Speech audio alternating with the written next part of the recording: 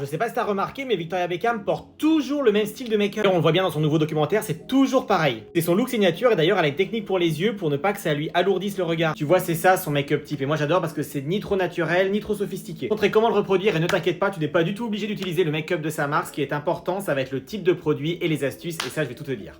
J'adore. Base lumineuse, hyper important, Victoria Beckham ne fait jamais sans. Tu vois, ça donne vraiment une impression de peau repulpée et beaucoup d'éclat. Ensuite, elle applique ce qu'on appelle un skin tint. D'ailleurs, elle le dit dans son documentaire, elle veut toujours voir sa peau en transparence. Skin tint, bah, c'est exactement ça, c'est-à-dire que comme tu peux le voir, ça vient unifier, mais on voit ta peau en transparence. Bien sûr, toi, tu peux partir sur un fond de teint plus couvrant si t'as besoin de plus de correction. Je me répéter, mais son fond de teint est quand même sublime. Hein. Elle va appliquer un anti-cerne très léger, sur vraiment sérum. Tu vois, j'utilise celui de chez NYX, qui est excellent. L'objectif, tu vois, c'est juste d'unifier et d'apporter beaucoup d'éclat. Ensuite, elle va réchauffer très légèrement avec un bronzer poudre. Elle balaye vraiment très légèrement. Tu vois, t'as vraiment un résultat hyper naturel. Hein. Le blush, elle utilise une encre comme ceci et elle va venir, tu vois, l'estomper avec ses doigts. Elle va colorer légèrement et donner un effet très rebondi à ta pommette. Plus de ça, l'avantage des encres, c'est que c'est ultra longue tenue. Vraiment, celui qu'elle utilise, c'est la teinte Flushed. Rajoute toujours un petit peu de glow, tu vois, sur le haut de sa pommette, aussi très légèrement sur le front et sur l'arête du nez. Attention à bien utiliser une texture crème ou liquide, pas de poudre. Plus naturel et tu auras, comme tu peux le voir, cet effet vraie peau. Tu vois, regarde l'effet glacé. Alors là, place aux yeux. Ombre crème, marron chocolat. Tu l'appliques au ras du cil et tu viens l'estomper. Tu vois, ça va te faire en fait une base paupière teintée. Et en marron chocolat au ras du cil. Uniquement sur l'extérieur. Écoute bien parce qu'elle a vraiment une technique précise. Hein. Estompe avec un pinceau fin et tu restes vraiment sur l'extérieur. Tu vois, c'est censé donner ça.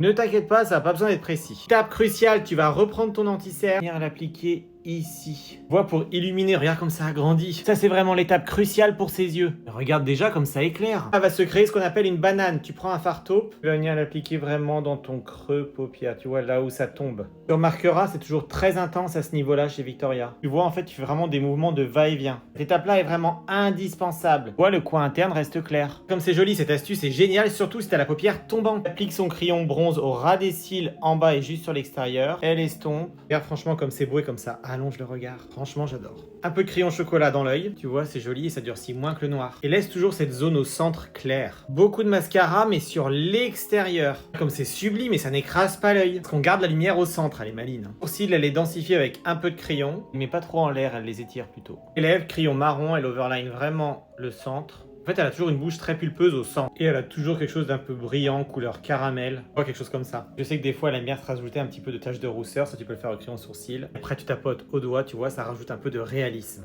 Je sais qu'elle poudre très peu, mais toi, tu peux le faire si t'as une peau plutôt mixte à grasse. Et voilà, franchement, j'adore. La bouche est pulpeuse, le teint est lumineux. Les yeux ont de l'intensité, ils sont agrandis, étirés, mais sans être alourdis. En tout cas, moi, je suis fan.